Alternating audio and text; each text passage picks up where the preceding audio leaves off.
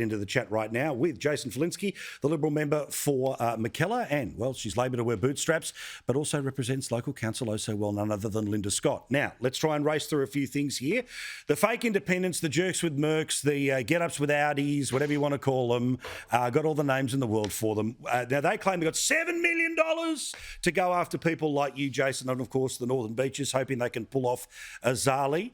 Now, in part, who knows exactly how much money they got, but all of this is about scaring people like yourself to say they've got so much cash that you couldn't possibly fight back against them. Well, give me an idea. How are you fighting them? Because there's plenty of free media and a free ride in lots of other parts of the press, but how do you take on these fakes? Mate, it's pretty simple. It's the power of ideas. Politics, at the end of the day, is about people and about ideas. And the problem with Simon Holmes Court and his mates is that what we're seeing here is the trust fund kids of Australia trying to play out the fact that they didn't get the right colour Porsche for their 18th birthday and now they want to buy the Australian Parliament. So that's what we're saying. We're saying, they just see this as some sort of corporate takeover. No ideas, no interaction with the Australian people, no concern about what they need, their wants, their desires, how to make their life easier. It's all about, look how much money we have, that's why you should vote for us. And by the way, Paul, it's not about cars, it's about a Tesla. Thank you very much. It's not get up with the Lexus, it's get up with the Tesla. Good point. All right, I'll add it to the list. Now, Linda, obviously on the other side of things for the Labor Party, while mathematically this is all wonderful because it might be one or two less from the evil Liberal Party, the reality is that it doesn't go straight to the Labor Party, right? Which means you in that minority government scenario, the swirls of uncertainty around all of this. What's your view about the number of people, particularly what seems to be demographically women sort of 35 to 50, that this seems to be a very attractive wrench to throw in the system, a little bit like Trump was for a certain group of people back in 2016. But the reality is if you don't have a major party lower House MP, their capacity to actually get anything for the community is legitimately diminished, isn't it?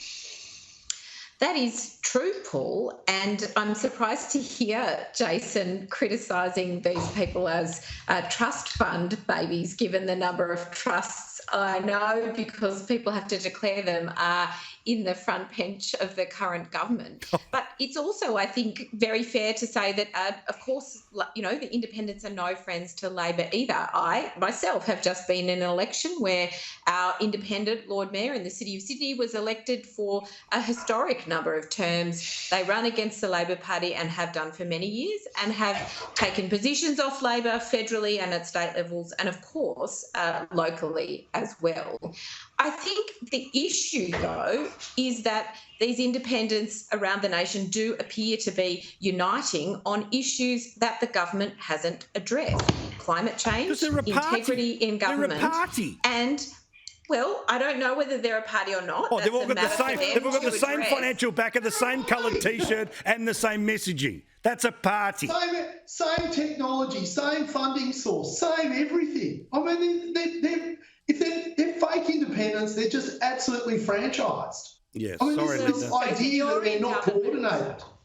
Jason, you're in government, so you can have a look at the electoral laws and decide for yourself as a government if there's some problem there. Every time we try to change them to make them more transparent, the Labor Party, the Greens and the Independents in the Senate block us from doing that. No giant surprise there.